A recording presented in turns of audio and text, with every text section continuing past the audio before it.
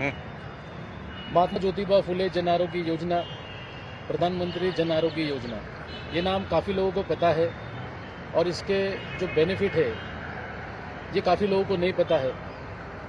काफ़ी लोग जब हॉस्पिटल आते हैं तो उनके ऊपर एक आर्थिक बोझ बढ़ जाता है बीमारियों के माध्यम से, लेकिन केंद्र सरकार और राज्य सरकार के माध्यम से कहीं ना कहीं वो बोझ कम करने के लिए ये योजनाओं का लाभ आम जनता को मिले, ऐसी एक संकल्प, एक सोच सरकार ने रखते हुए ये स्कीम बनाई और इस स्कीम का सभी गरीबों को फ़ायदा मिले। लेकिन काफ़ी लोग इस योजना से वंचित होते हैं, इनको इस योजना की मालूमात नहीं होती है, इसलिए ये इधर उधर अपने हाथ पांव मारते हैं और इस योजना का बेनिफिट लेने की कोशिश करते हैं। आज हम एबीपी नासिक टीवी चैनल के माध्यम से इस योजना का बारीकी से खुलासा करते हुए ये योजना में क्या क्या बेनिफिट है और किस किस हॉस्पिटल में मिलता है ये हम बताएंगे। हमारे साथ खुद जन आरोग्य योजना के संबंधित अधिकारी हमारे साथ है। सर से हम पूछेंगे कि ये योजना में क्या क्या बेनिफिट है और नासिक में कौन कौन से हॉस्पिटल मिलता है। सर, एबीपी नासिक टीवी में आपका स्वागत है। धन्यवाद सर, आपका नाम और आपकी पोस्ट? मैं doctor Kuldeep Shirpurkar, regional manager, Mahatma Jyotiba Phule Jan Arogya योजना एवं आयुष्मान भारत प्रधानमंत्री जन आरोग्य योजना। अभी सर ने बताया कि महात्मा ज्योतिबा फुले जन आरोग्य योजना और आयुष्मान भारत प्रधानमंत्री जन आरोग्य योजना, ये नाम तो सभी ने सुने हैं, पर ये योजना यहाँ तक लोगों तक कैसे पहुंची, इसके बारे में मैं आपको थोड़ा सा इतिहास बताना चाहूँगा। महात्मा ज्योतिबा फुले जन आरोग्य योजना, जिसका पुराना नाम राजीव गांधी जीवनदायी आरोग्य योजना था, ये योजना 21 नवंबर 2013 से पूरे महाराष्ट्र में लागू हुई। इसके पहले 2012 में एक साल के लिए ये 8 जिलों में चलाई गई और जिसका यशस्वी तरीके से ये चलाने के बाद पूरे महाराष्ट्र में सभी जिलों में ये 21 नवंबर 2013 से नागपुर से इस योजना का शुभारंभ महाराष्ट्र में किया गया। बाद में जैसे जैसे वक्त बदलते गया वैसे वैसे इस योजना का नाम आगे महात्मा ज्योतिबा फुले जन आरोग्य योजना हो गया, जो आज फिर से थोड़ा सा बदलकर महात्मा ज्योतिराव फुले जन आरोग्य योजना ये हो गया। इसके साथ ही 2018 में 23 सितंबर 2018 में आयुष्मान भारत प्रधानमंत्री जन आरोग्य योजना, ये केंद्र शासन ने झारखंड से पूरे भारत देश के लिए एक योजना लाई, जिस योजना का राज्य सरकार के साथ मिलकर ये योजना इम्प्लीमेंट करना डिसाइड हुआ। उस पहले से ही महाराष्ट्र में महात्मा ज्योतिबा फुले जन आरोग्य योजना चल रही थी। इस वजह से इन दोनों योजना को एक साथ मिलाकर आयुष्मान भारत प्रधानमंत्री जन आरोग्य योजना एवं महात्मा ज्योतिराव फुले जन आरोग्य योजना ऐसे एक साथ एकत्रित योजना महाराष्ट्र में लागू की गई है। अभी इस योजना के तहत हमें लाभार्थी कैसे पहचानने हैं, लोगों को लाभ इसमें कैसे मिलता है, इस मुद्दों पर मैं प्रकाश डालने की कोशिश करूंगा।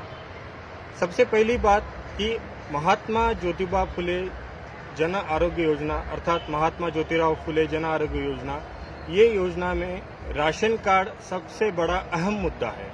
राशन कार्ड और इसके साथ आप वही व्यक्ति है ये आइडेंटिफाई करने के लिए उसके लिए हमें लगता है कौन सा भी फोटो आइडेंटिटी प्रूफ।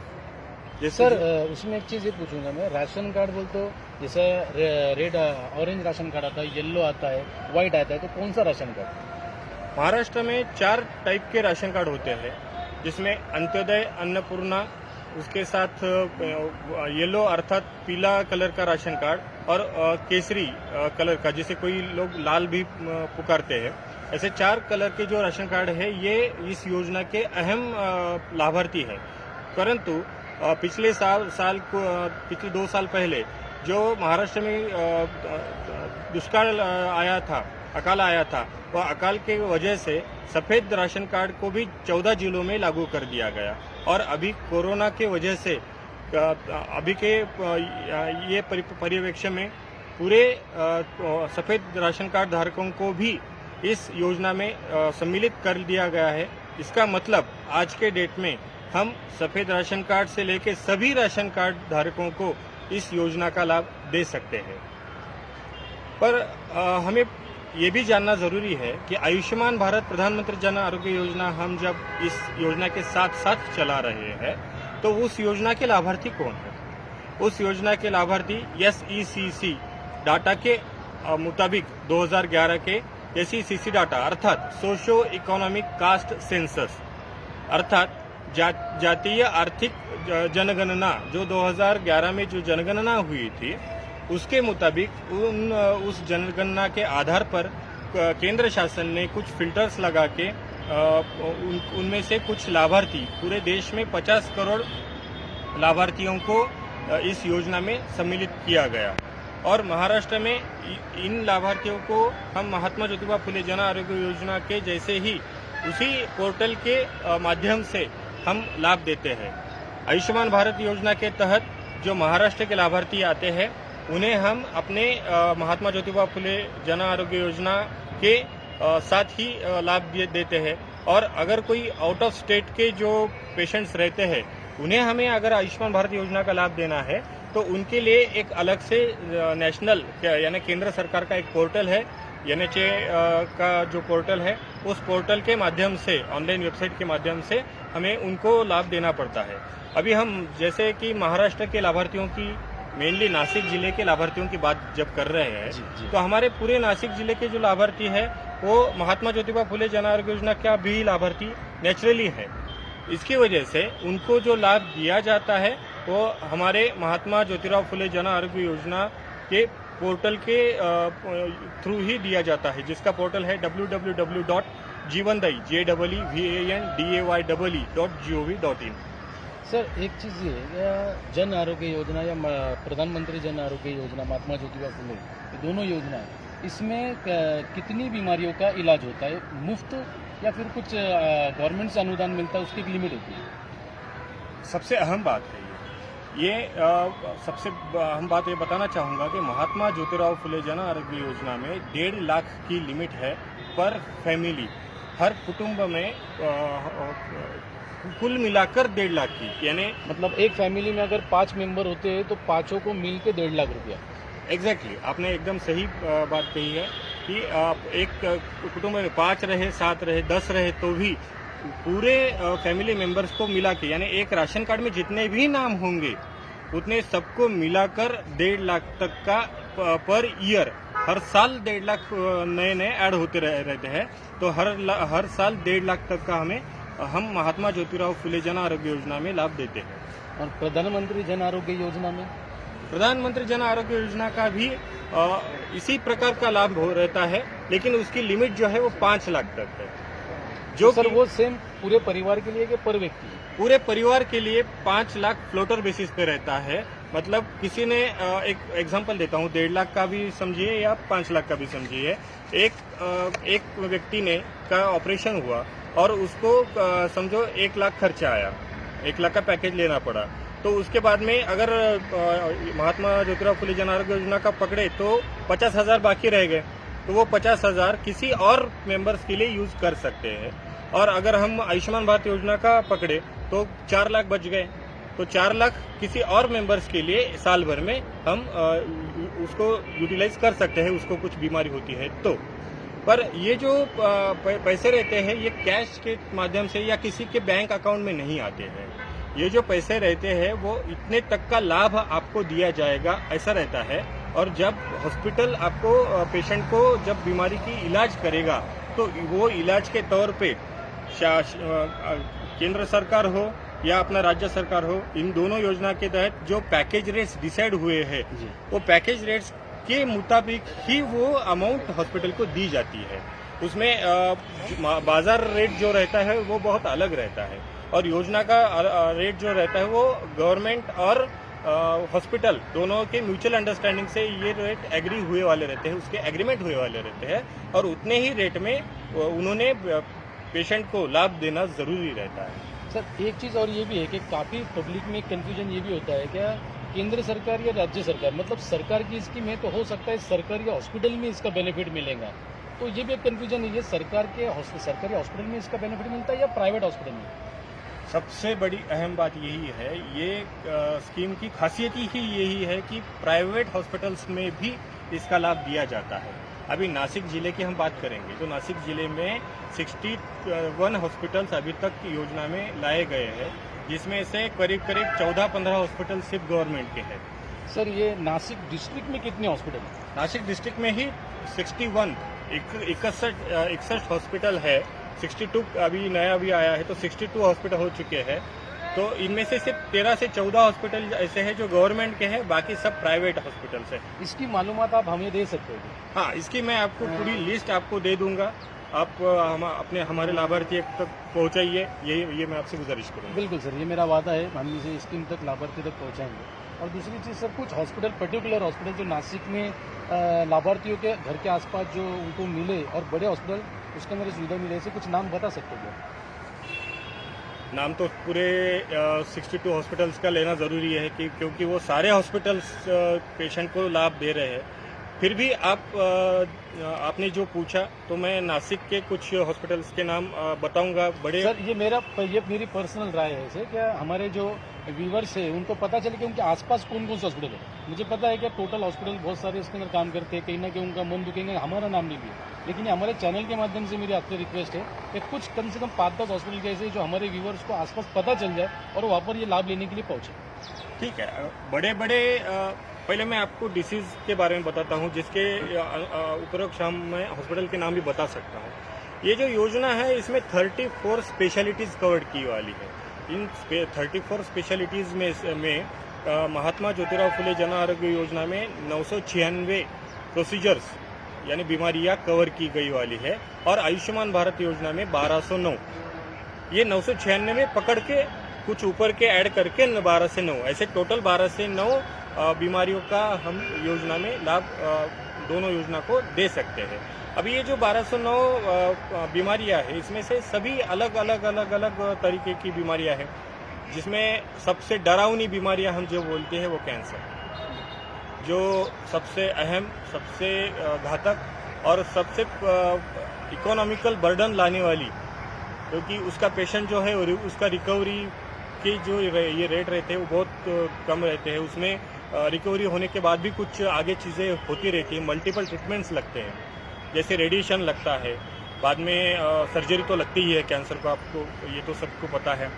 कीमोथेरेपी यानी इंजेक्शन के द्वारा जलाने की एक सिस्टम रहती है, वो लगती है।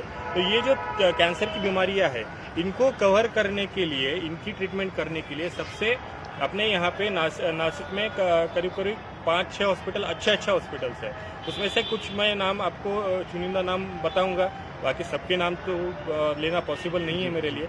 लेकिन रेडिएशन जैसी सुविधा जिन हॉस्पिटल में है, जैसे कि एससीजी कैंसर सेंटर है, एससीजी मानवता, बाद में श्री गुरुजी हॉस्पिटल है, यहाँ पे रेडिएशन की फैसिलिटी अवेलेबल है। बाद में नामको ट्रस्ट का नामको हॉस्पिटल है, यहाँ पे भी रेडिएशन, ऑन्को मेडिसिन ऐसी फैसिलिटीज़ है। ऐसे और बहुत सारे कैंसर के भी बाकी के भी हॉस्पिटल्स हैं, लेकिन रेडिएशन ये बड़ी मशीन का ये रहता है, तो ये 3 हॉस्पिटल में ये मशीन अवेलेबल है। सर आपने ये तो बता दिया कि कौन कौन से हॉस्पिटल है, अभी बाकी के हॉस्पिटल तो आप मुझे मालूमात देंगे, वो हमारे चैनल के माध्यम से बताएंगे, लेकिन इसमें एक चीज़ ये भी मुझे जाननी है कि इसमें कौन कौन सी बीमारियों का, जैसे आपने कैंसर का तो उदाहरण दिया, इस योजना में और कौन कौन सी बीमारियों का इलाज होता है? इसमें अभी कैंसर तो मैंने बता दिया, लेकिन कैंसर के बाद भी सबसे दूसरा इम्पोर्टेंट महत्वपूर्ण डिसीज आता है, वो दिल की बीमारी, हृदय की बीमारी है, जिसमें हमें या तो एंजियोप्लास्टी करनी पड़ती है, यानी स्प्रिंग डालना, जिसे आम भाषा में स्प्रिंग डालना बोलते हैं, और या तो फिर bypass surgery, open heart surgery, ये सर्जरीज करनी पड़ती है। इसके लिए भी अपने पास हॉस्पिटल्स है। अपना ये जो सबसे बड़ा संदर्भ सेवा रुग्णालय है, यहाँ पे ये दोनों कैंसर के भी बहुत सारी ट्रीटमेंट अवेलेबल है, और एंजियोप्लास्टी जैसी भी अद्ययावत सुविधा अवेलेबल है। और ये सुपर स्पेशलिटी हॉस्पिटल है, जो हमारा संदर्भ सेवा रुग्णालय है, तो ये पूरी तरीके से सुपर स्पेशलिटी हॉस्पिटल है। इसमें छोटे मोटे बीमारियों की ट्रीटमेंट यहाँ पे होती ही नहीं है। कभी कभी जो पेशेंट्स रहते हैं या उनके रिलेटिव्स रहते हैं, उनको ये बातें पता नहीं होती है, वो कंफ्यूज हो जाती है। छोटा एक्सीडेंट हो गया, कहाँ गिर गया, तो टाके लगाना है, तो भी ये यहाँ पे ये हॉस्पिटल में आ जाते हैं, तो उनको ये बातें पता नहीं होती है। उसके लिए अपना सिविल जो डिस्ट्रिक्ट सिविल हॉस्पिटल है, वहाँ पे बाकी सारी छोटी मोटी बीमारियाँ, हड्डी का ऑपरेशन रहे जिसमें हड्डी टूट गई, उसमें अपना रॉड डालना है, ऐसी बीमारियों का योजना में फ्री हो जाता है। बाकी भी प्राइवेट हॉस्पिटल में ये भी योजना में फ्री हो जाता है।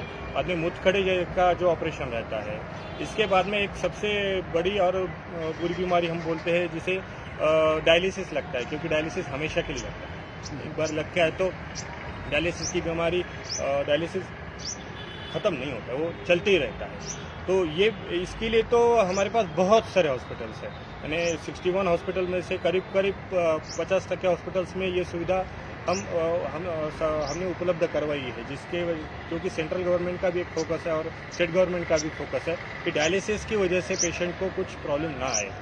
तो ग्रामीण भाग के इलाके में भी डायलिसिस की सुविधा अभी योजना में उपलब्ध कराई गई है। अभी ऐसे पूरे सारे तरीके से हम देखें तो गायनेक की बीमारियां हैं, बहुत सारी हमारी जो बहनें रहती है, माता बहनें रहती है, वो अपनी बीमारियां छुपाती है, जिसके वजह से उनके स्तनों में जो गांठ रहती है, उनकी गर्भ पिशवी का जो समस्या रहती है, वो बताती नहीं है और पूरे आंकड़े निकाल के बाद में बहुत टाइम के बाद में आगे जाके पता चलता है कि इसका बहुत दिक्कत का प्रॉब्लम हो चुका है। तो मैं उनसे भी बहुत गुजारिश करना चाहूँगा कि सरकार ने इतनी अच्छी योजनाएं लाई है, आप पहले तुरंत तपासनी करवाइए। आपकी जो भी आपको तक लगता है, डाउट भी लगता है, तो आप चेकअप करवाइए। अगर उसमें कुछ भी निकलता है तो फर्स्ट ग्रेड में ही हम उसे ट्रीट करके आपको अच्छा जीवन प्रदान कर सकते हैं। अगर वो और बीमारी बढ़ते गई तो उसके बाद में उसका जो प्रोग्नोसिस रहता है वो खराब रहता है। तो मैं माता बहनों से ये गुजारिश करूँगा कि उन्होंने भी ये योजना की मालूमात रखनी चाहिए, क्योंकि घर पे वही रहती है। बहुत बार हम ऐसे भी देखते हैं कि घर पे किसी बुजुर्ग को या कमाने वाले आदमी को हार्ट अटैक आ जाता है और उसको ये योजना पता भी होगी, पर वो तो बताने की हालत में है नहीं, या फिर उसका एक्सीडेंट हो गया या उसको आईसीयू में भर्ती करना पड़ा, उसके पास तो कोई ऑप्शन नहीं है, क्योंकि वो बता ही नहीं सकता। और घर पे माता बहनों को तो ये योजना पता नहीं रहेगी, वो क्योंकि वो ध्यान नहीं देती है, तो उसमें हो क्या जाता है कि वो योजना का लाभ नहीं ले पाती है। तो मैं उनसे ज़्यादा गुजारिश करना चाहूँगा कि वो घर पे रहती है, वो इनके डॉक्यूमेंट अच्छे से बना के अपने कस्टडी में रखे, अपने साथ रखे। जैसे राशन कार्ड में पहले बोल चुका हूँ, राशन कार्ड में सारे मेंबर्स के नाम अच्छे से है या नहीं है, ये अच्छे से चेक करें। ये चेक करके वहाँ पे अच्छे से नाम देख के उनके फोटो आइडेंटिटी प्रूफ यानी अपने आधार कार्ड पूरा अच्छे से बना के रखें। इससे जल्दी से कभी भी अगर कुछ ना आए पर मुसीबत आ गई तो हम शासन गवर्नमेंट ने जो इतने अच्छी सुविधाएं दी है उसका लाभ ले पाएंगे।